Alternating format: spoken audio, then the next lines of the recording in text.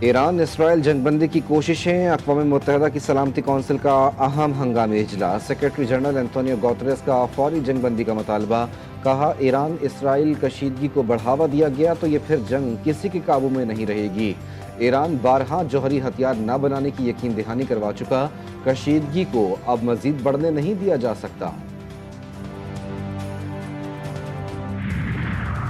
ایران پر حملے سے متعلق فیصلہ 2 ہفتے میں کر لوں گا، امریکی صدر ڈونلڈ ٹرمپ نے کہا کہ ایران سے بات کریں گے، دیکھتے ہیں کیا نتیجہ نکلتا ہے۔ زمینی فوج اتارنا آخری حل ہوگا، پاک بھارت جنگ رکوانے پر اپنے لیے نوبل انعام کی فرمائش بھی کر دی۔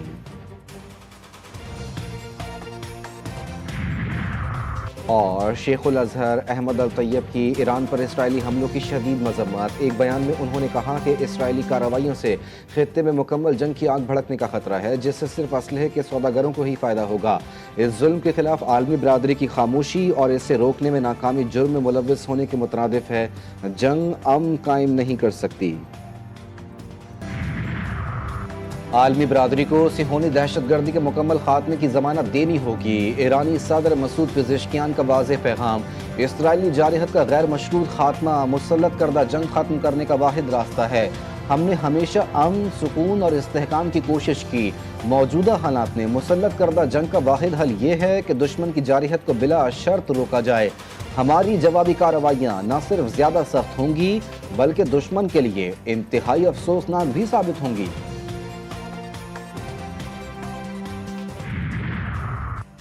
ایران اور روس ایک جیسی طاقتوں کے خلاف لڑ رہے ہیں، روسی صدر کا بڑا بیان، پیوٹن کی اسرائیل پر اسرائیلی حملے کی مذمت، چینی صدر کا پھر ایران اسرائیل جنگ بندی کا مطالبہ، چینی صدر نے 4 تجاویز پیش کر دی، کہتے ہیں شہریوں کا تحفظ ترجیحی طور پر یقینی بنایا جائے۔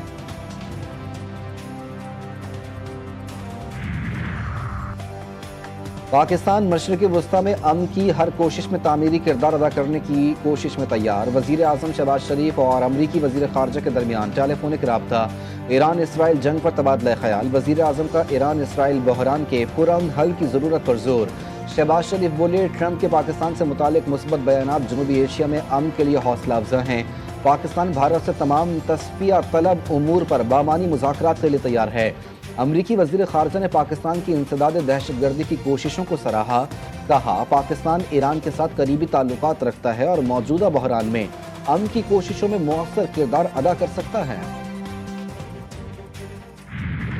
ایران کے اسرائیل پر حملوں میں تیزی، درجنوں میزائل داغ دیے، حیفا، رامات گان اور گشدان پر میزائلوں کی بارش، ایک میزائل سرکاری عمارت پر لگا، حیفا میں نیوز چینل 14 کے دفتر پر بھی حملہ، صبح سویرے ایران نے فوجی اور اسٹریٹجک اہداف پر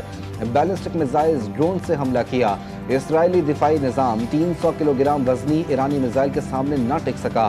اسرائیل کا سائبر سیکیورٹی ہیڈ کوارٹر تباہ، متعدد اسرائیلی زخمی، کئی عمارتیں ملبے کا ڈھیر، گاڑیاں تباہ، عراق سے اسرائیلی طیارے کے فیول ٹینک کے ٹکڑے ملے ہیں۔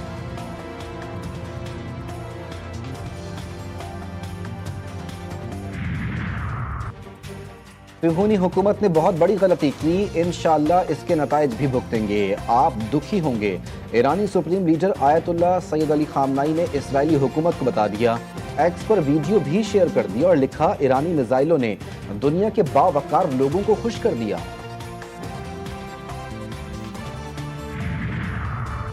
اسرائیل کا ایک بار پھر ایران کے دارالحکومت تہران پر فضائی حملہ، اسرائیلی فوج کے مطابق ایران کی اہم جوہری تنصیبات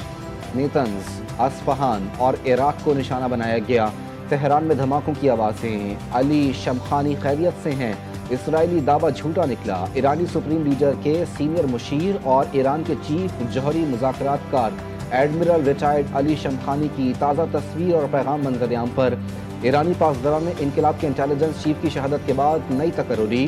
شہید سربراہ جنرل محمد کاظمی کے بعد جنرل مجید خادمی انٹیلیجنس چیف مقرر،